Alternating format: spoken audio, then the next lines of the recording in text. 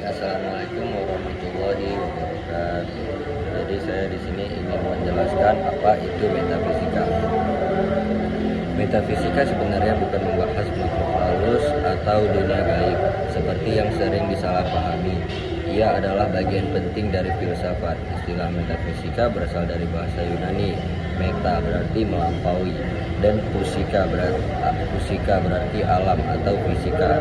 Kata ini pertama kali muncul dalam karya Aristoteles. Kumpulan tulisan Aristoteles tentang topik ini yang disusun kemudian oleh Andronikos dari Rhodes dinamai Ta Metafusika, yang artinya tulisan setelah fisika. Metafisika membahas hal-hal yang melampaui dunia fisika, seperti apa yang membuat sebuah benda menjadi dirinya atau apa hakikat keberadaan. Bagi Aristoteles, metafisika adalah filsafat pertama, yakni ilmu yang mencari prinsip dasar dari realitas dan keberadaan. Setelah Aristoteles, bidang ini menjadi pusat perhatian banyak pemikir, termasuk dalam tradisi Yunani dan Islam, lewat sosok seperti Al-Kindi dan Ibnu Sina.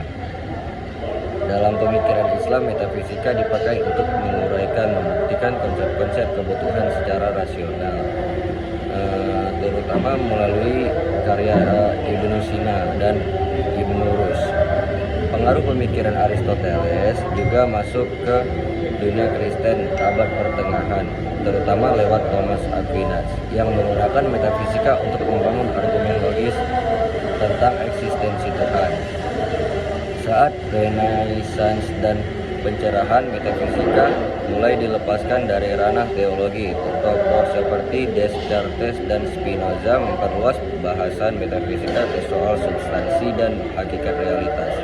Di era modern, metafisika banyak dikritik oleh filsuf seperti Kant and Comte yang berusaha memisahkan filsafat dari ilmu empiris dan menekankan pendekatan berbasis pengalaman nyata positivisme. Meskipun tantangan terus berdatangan dari dunia sains, metafisika tetap bertahan. Pemikir modern seperti Alain Badiou dan Gilles Deleuze masih mengeksplorasi pertanyaan-pertanyaan tentang eksistensi dan realitas dalam dunia kontemporer. Selanjutnya kita akan membahas apa itu metafisika dan apa bedanya dengan fenomena supranatural. Metafisika adalah cabang filsafat yang membahas pertanyaan-pertanyaan mendalam tentang keberadaan, realitas, dan hakikat segala sesuatu. Berbeda dari fenomena supranatural seperti hantu atau sihir, metafisika tidak berbicara tentang makhluk gaib, melainkan tentang konsep abstrak seperti apa yang membuat sesuatu menjadi dirinya sendiri dan apa makna keberadaan. Dari mana istilah metafisika berasal? Kata metafisika berasal dari bahasa Yunani, seperti yang telah kita sampaikan di awal tadi. Fokus utama metafisika menurut Aristoteles. Aristoteles dalam metafisikanya mencoba menjawab pertanyaan dasar tentang apa itu keberadaan. Dia ingin tahu, misalnya, apa yang membuat meja tetap disebut meja dan apa yang membedakan antara meja dan kursi. Intinya dia mencari tahu inti atau esensi dari segala sesuatu, bukan sekedar bentuk luarnya. Aristoteles menyebut metafisika sebagai filsafat pertama atau proto-filosofia atau teologia, karena bidang ini menyelidiki aspek paling mendasar dari kenyataan, termasuk konsep tentang substansi utama dan penyebab pertama yang dia sebut sebagai Tuhan. Setelah contoh kita yang saya presentasikan tadi, kita akan membahas tentang kesimpulannya. Metafisika merupakan bidang filsafat yang membahas pertanyaan-pertanyaan yang paling fundamental tentang realitas, keberadaan, dan hakikat sesuatu. Tidak seperti supranaturalisme yang berfokus pada makhluk atau kekuatan gaib seperti hantu atau roh. Metafisika mendalami aspek-aspek konseptual dan abstrak seperti apa itu eksistensi, apa yang membuat sesuatu menjadi dirinya sendiri, dan apa prinsip dasar dari semua yang ada.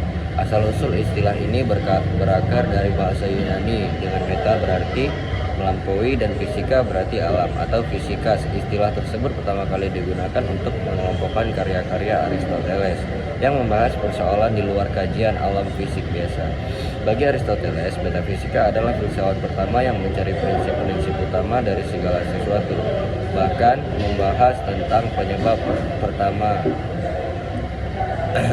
Setelah Aristoteles, para filsuf dari sekolah peripatetik seperti Theorastus memperluas dan mengembangkan topik-topik metafisik, khususnya tentang hubungan antara materi dan bentuk.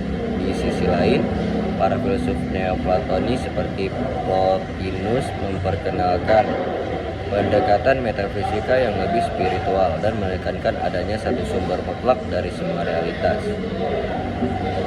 Di zaman modern, metafisika menghadapi tantangan besar. Immanuel Kant berupaya membedakan metafisika dari sains dengan menempatkannya sebagai studi tentang kondisi-kondisi kemungkinan pengalaman. Sementara itu, tokoh seperti Auguste Comte bahkan berusaha menyingkirkan metafisika sama sekali, menganggapnya tidak ilmiah dan mendorong perkembangan positivisme. Meski sering dikritik, metafisika tidak pernah benar-benar ditinggalkan.